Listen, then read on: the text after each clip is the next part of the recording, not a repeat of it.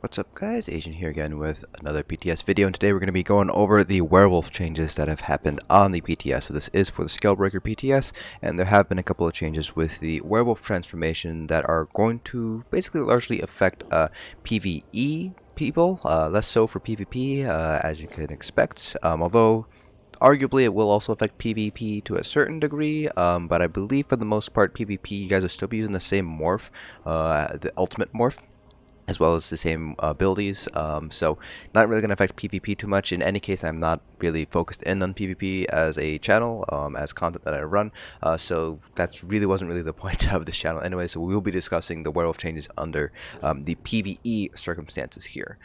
So basically, more or less what happened here, so I am going to pull up the PTS patch notes so I can get everything right. But basically, for the werewolf people who are running werewolves the ultimate in PvE scenarios, so things like trials, dungeons, things like that, you will need to change the morph that you are running, and that's mainly because of the changes that have been made to the not necessarily the abilities, but the actual ultimate itself.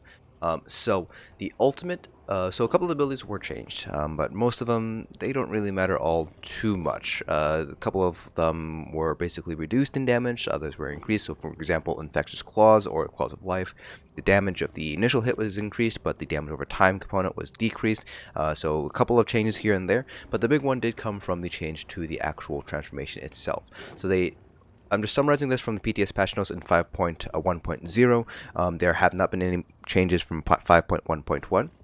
So in 5.1.0, they reduced the damage dealt by light and heavy attacks. They also increased the range of your light and heavy attacks, but that doesn't really matter too much for PvE. But the base morph and pack leader morph no longer applies a bleed to enemies when you hit them. So the bleed, your normal werewolf bleed that you currently have on live, that is gone from the pack leader morph. So you have to basically go with the Werewolf Berserker morph instead. Additionally, the direwolves for the pack leader morph have also been changed. So they greatly reduce the damage from the direwolves attacks by about 70%.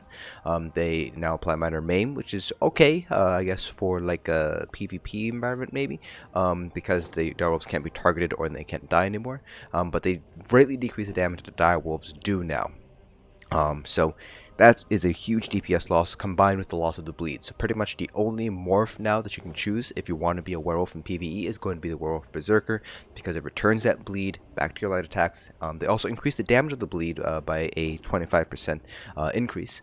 So it did get a buff, but generally speaking, werewolf DPS has slowly been going down ever since the Wolf Hunter DLC came out a few months back.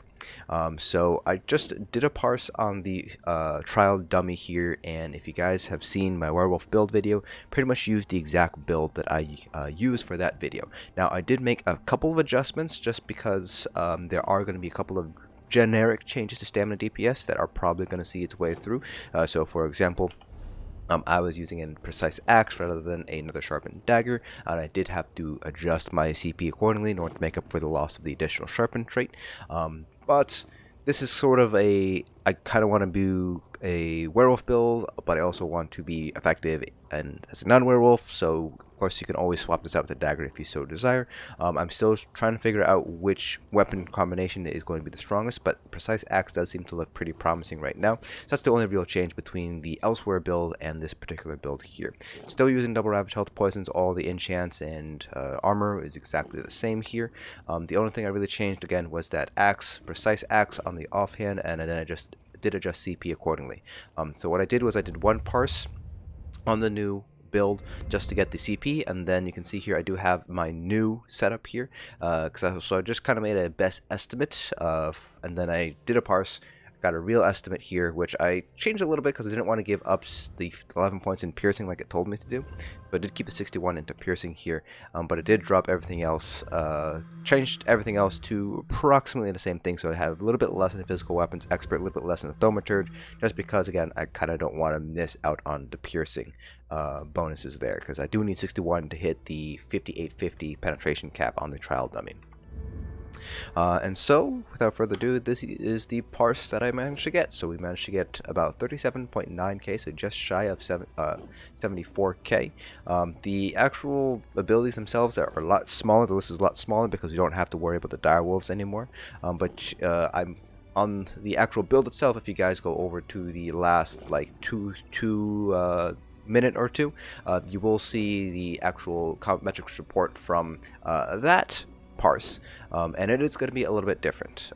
So light attack damage on the elsewhere build is a little bit higher because again they did reduce that damage a little bit. Claws of Life, Howl of Despair, all that stuff, those numbers are going to be changing because they did change some of the numbers on the PTS. Some of it looks very similar because I did do CP adjustments, but generally speaking the numbers have changed quite a bit here. But the actual parse is what matters here, and the parse on elsewhere in that build video is about 79.8k or so. So we lost roughly 6k DPS as a Werewolf PvE. So Werewolf DPS has slowly been going down little by little ever since the Wolf Hunter patch here. It's still a very viable build. As you can see, this is just straight up light attacking, and you're just using two active abilities, Howl of Despair and Claws of Life. So it's still very easy for you to use this build and get into PvE content. It's sort of like a gateway, but I would probably start trying to steer away from Werewolf DPS and more towards actual, I don't want to say the term actual, but more realistic stamina DPS builds, actual bow, dual wield builds, just because the Werewolf is not going to be able to muster up enough DPS to really get through the higher end endgame PvE content. But basically, TLDR, Werewolves have seen a DPS nerf, and it's actually fairly significant. You're looking at just under 10% nerf in overall DPS, at least on a dummy. Obviously in trials things are going to be a little bit different, but it is definitely a nerf to your overall DPS there, even if you do manage to swap over to the correct morph of Werewolf Berserker. So that is going to be it for this video. Let me know down in the comment section below if you guys have anything else you'd like me to test. I am currently working through, I do want to get several parses here of the different possible front bar dual wield combinations, just because the axe bleed is a little bit RNG, so I do want to collect a couple of parses there, so I am working on that there. And then unfortunately the Maelstrom and Master's Bow revisit is going to have to wait, because it does seem like the Endless Hail Thunderous Volley is not scaling properly, it's not working properly on Endless Hail, so that's gonna have to wait until next week. Hopefully they fix that bug again so I can get an accurate sort of comparison there. But yeah, that's gonna be it for this video. Hope you guys found it informative, and I'll see you guys in the next dungeon.